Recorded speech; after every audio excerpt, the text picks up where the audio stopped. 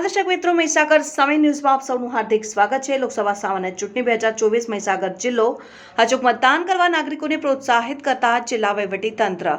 જિલ્લા ચૂંટણી અધિકારી શ્રીમતી નેહા કુમારી મતદાન જાગૃતિ બાઇક રેલીમાં જોડાઈ મતદાનનો સંદેશો આપ્યો।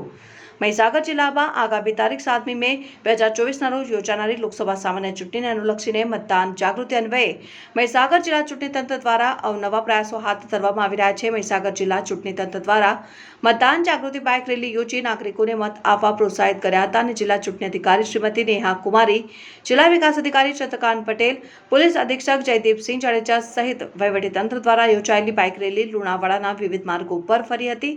મતદાન જાગૃતિના વિવિધ બેનરો અને પોસ્ટર્સ જેવા કે વોટ ફોર શ્યોર, 10 મિનિટ દેશ માટે, चुनाव का पर्व, देश का गर्व જેવા વિવિધ સૂત્રો દ્વારા નાગરિકોને દેશ હિતમાં મતદાન કરવાની અપીલ કરાઈ હતી। આ પ્રસંગે જિલ્લા ચૂંટણી અધિકારી શ્રીમતી નેહા કુમારીએ જણાવ્યું હતું કે લોકતંત્રના પ્રસંગમાં પ્રત્યેક નાગરિકોની સહભાગીદારી મહત્વપૂર્ણ છે। નાગરિકો પોતાના મતાધિકારનો ઉપયોગ કરે તે માટે મતદાન જાગૃતિના ભાગરૂપે અમે બાઇક રેલી દ્વારા મતદારોને જાગૃત કરવાનો પ્રયાસ કર્યો છે।